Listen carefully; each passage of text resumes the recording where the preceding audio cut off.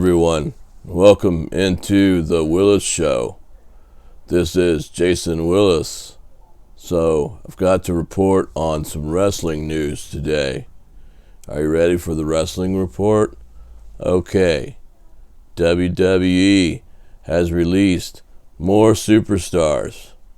They have released Fandango, Tyler Breeze, Tony Nese, the team of Ever Rise, Chase Parker and Matt Martell, Ariai Daivari, August Gray. Also, NXT Killian Dane was released from NXT, along with the Bollywood Boys, Marina Shafir, my enunciation's not so good, Arturo Ruas, and Kurt Stallion. These latest releases come just within weeks after Lana, Braun Strowman, Aleister Black, Ruby Riott, Santana Garrett, and Buddy Murphy were all let go earlier this month. I can't do it. I can't do it. I live in Charleston, South Carolina, and it's like 100 degrees down here. It's 100. How in the world can you wear a hoodie and do a wrestling podcast? All right. Hey, welcome back, everyone. So if you follow professional wrestling on YouTube, and that was me, obviously, making fun of Devin from Hannibal TV. I'm calling him by his first name like I know him, like he's a buddy of mine. No, it's just...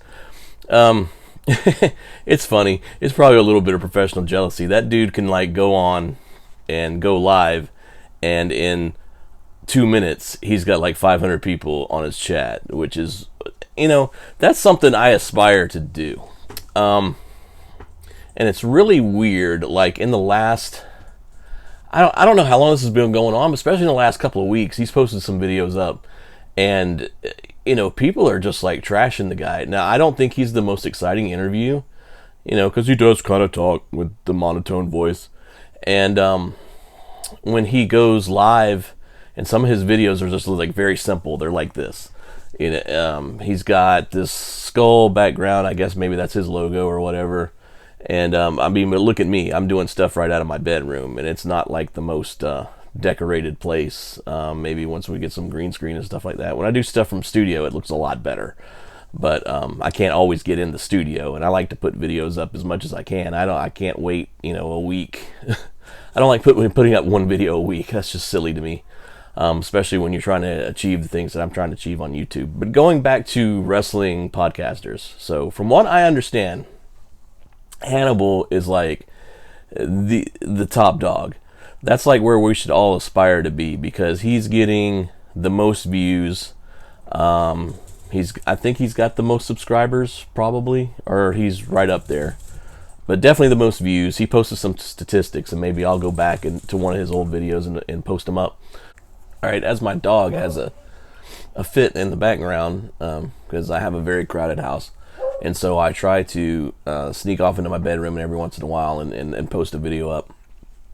But like I said, I was talking about Hannibal. Hannibal's probably where we aspire to be. If you have a wrestling podcast or you have a wrestling show, it was primarily about wrestling. Of course, now on the Willis Show, I do...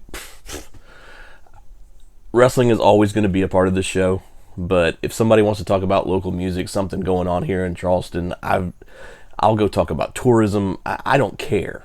I know what people say on YouTube. Oh, you got to have a niche. You got to have a niche. You got to have a niche. Well, as far as I'm concerned, I'm the niche. When I'm on the show and when Haven is co-hosting, we're the niche. It's the Willis Show. It's always going to be the Willis Show as far as I'm concerned. Unless I just get super hardcore about wrestling again, because sometimes I'm not as hardcore. But anyway, what I said about those releases are true. That has happened today. That is breaking news. But going back to... I keep trying to get back to the original topic. Okay, so wrestling podcasters.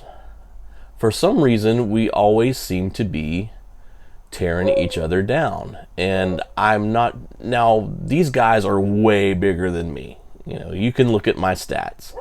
I've got... My dog's going nuts. I've got 2150 subscribers. And not all of those are wrestling fans, because I post crazy dog videos and those seem to get a lot of views.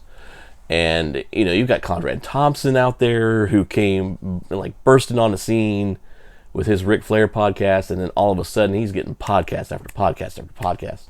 And and they're calling him like the godfather of wrestling podcasting now. And I mean, you know, you get in so good, you marry one of Ric Flair's daughters. I mean, how in can you be? And that's not trashing Conrad. I'm just stating facts. This is what happened. This guy's just blown up, and he happened to marry, you know, Megan. I don't think her last name is Flair. I think it's something else. But because she was married before. But anyway, he married Ric Flair's daughter, Megan. Okay, and then you've got Jim Cornette, longtime wrestling manager. Hilarious, absolutely hilarious, quickest wit, boom. Probably the second best manager ever, next to Bobby Heenan, and I think even Jimmy would tell you that Bobby was number one. But so quick-witted and so funny, and but he trashes a lot of stuff. I mean, that's just Corny's way. If he's very old school. If he doesn't like, especially stuff like AEW and stuff he doesn't like in WWE, the stuff that he finds silly, he's going to comment on it, and he's going to tell you what he thinks. Well, something has happened in the years, and I'm just discovering this myself. These guys don't like Hannibal, and Hannibal doesn't seem to like them back. And I think Corny must have said something, or Brian Last, the co-host, must have said something about Hannibal, because in the last 2 weeks, it's like Cornette bash, Cornette bash, Cornette bash. Not so much Conrad, but he mentioned some stuff about Conrad, and like Conrad had some controversy with Buff Bagwell at the StarCast thing. So first thing Hannibal does is run out and gets Buff's side. And there was some other stuff with Conrad about I believe it was Rene Dupree. Some stories about him. So anyway, Hannibal likes to do that. If something happens with somebody he doesn't like, he'll go get the other guy, and he's like, you tell your side, and we'll make them look bad or whatever. And I don't know, is that what we should all be doing? Is that what I have to do to be successful on YouTube? Is bash all the other podcasters around me? I mean, they are where I aspire to be. I don't think I need to make fun of them to get popular. If I do, that's kind of a bad thing, isn't it? To just trash my fellow podcasters. I don't even know those guys. I've met Jim Cornette 4 or 5 times. Of course, as a fan, I don't know him. Was always super nice to me. He'd be the first guy at the Legends Fan Fest in Charleston. I said Charleston. Charlotte, North Carolina. There we go. At the Legends Fan Fest in Charlotte, you walk right in, you turn the corner, there's Jimmy, selling his corny collectible stuff, and if he's not busy, he will take time and engage you in conversation and talk. And of course, a lot of people come over and talk to him. Like, I happened to be looking through some of his stuff, and we would chit chat a little bit, and then in walks Bobby Fulton, and him and Bobby Fulton are like super tight. So and then they go back and forth, and then a little crowd starts gathering, and so they're talking about ribs they used to pull on each other when in the business. So that stuff is cool to me. Because even though I spent, August 25th is going to be 20 years on basically southeastern independent wrestling shows between West Virginia and Florida. I never did any work in Virginia because something about their licensing rules I heard were really strict. I never tried to get any work in Virginia. So West Virginia, North Carolina, South Carolina, Georgia, Florida. That was my region. And of course, South Carolina is my home state, so I did a ton in this state. As a manager, announcer, referee, started out as a referee, was trained to be a referee, and then moved into these other slots. Commentator, TV host for when promotions had little bits of TV. I hate that some of those things didn't last because they were a lot of fun. But so that's, if my background hasn't been clear to anyone, that's my background if you're listening to this video. So again, going back to the original topic was, should we be bashing each other? I don't know. If you got Hannibal, Conrad, and Jimmy in a room, would it be peaceful, or would Jimmy just kill everyone? No, I joke. They make the Cornette's temper is apparently legendary, and it's real funny though when you meet him and you get to talk to him. Now he will service his fans as far as like engaging in convo, and I've personally, and maybe I'm lucky, I've never caught him in a bad mood.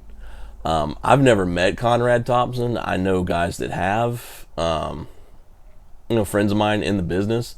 They say he's a real nice guy. They talk to him, engage him, and I'm probably getting ready here to follow the Conrad model, because I'm gonna go back to the Legends. It's not the Legends Fan Fest anymore. It's actually called The Gathering, and it's the second gathering because we didn't get Gathering 2 in 2020 because of COVID. But we're going back to Charlotte, North Carolina, July 22nd, and we'll be there all 4 days at the Midlands Championship Wrestling Federation table with some luminaries. Tatanka is our big headliner, but we've also got independent talent. We've got Billy Brash, Savannah Evans, who's an up-and-coming lady star. She's been on AEW, made some appearances there. She's going to be with us.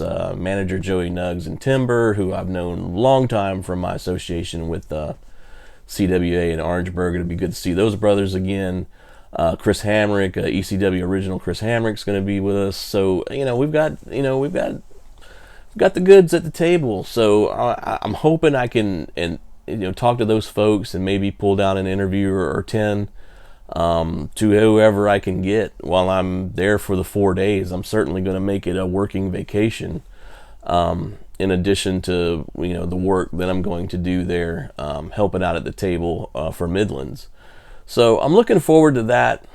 And I have goals, but I don't want it to turn into I need to tag Cornette or tag Hannibal or tag Conrad to get views. I'm hoping to build this thing organically. Now, this is the one time I'm going to do it, and I kind of poke fun at Hannibal. Hannibal, every video I've ever seen, unless he's in his promotion up north in Canada, I'm not sure if he's still running Great North Wrestling anymore, but if that was his promotion up there, and he's got something to do with, I think it's SWF something Fury or SWF Fury in Texas.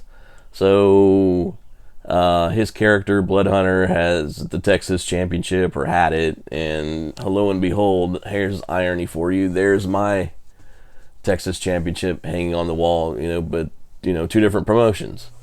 So so we have we have that kindred. Of course, he's he's a lot bigger than me and much more talented. I win my belts on flukes. That's the first one I've won in 20 years. So yeah, I don't want to bash people to be on YouTube, or to be a wrestling podcaster, or to have the Willis show. I want to try to help some folks out. The folks that I have on the show usually have something to promote, or I've happened to meet them or make some connections with them in the business, or by talking to them online. And some stuff are very, of course, I got to put over Prince Nana. He's just aces in my book. Hadn't really we communicated a little bit since our second interview. Haven't had our talk much. Of course, he's busy with Crook Melody. His, that's his music pseudonym. Apple and Spotify, if you can go check out Prince Nana's music there. I think The Hustle is the name of the album. I know that's a track on the album for sure. But check him out under Crook Melody. And I've had Cheerleader Melissa on the show, who's just super, super nice. And of course, all my independent friends, Johnny Blaze. I've had Josh Magnum, Johnny Flex. And like I said, I'm gonna shine a spotlight on some folks that you may not be aware of, because not everybody's familiar with the scene in the Carolinas. Now, of course, we've got some bigger names that are doing bigger things, and I'm not super tight with those folks, but if I can get an interview, I'll try to pull one down. Dax Harwood is from the Carolinas. His partner, Cash Wheeler, the former Revival, now they're FTR and AEW. Jackson Riker is from the Carolinas. He's in WWE. Now, it's hard. You can't get WWE guys because of the whole third party thing. I don't think you can do that. Matt Hardy's from North Carolina. I think AEW is a little more open to you interviewing some of their guys than WWE is. I'm not sure how that works, but I'm going to pull down whatever I can pull down. Period. That's what I'm going to do. And if it's not wrestling related and somebody wants to talk about music, or somebody wants to talk about comics, or they want to talk about something else and they've got something else to promote, then we're going to put that on the channel.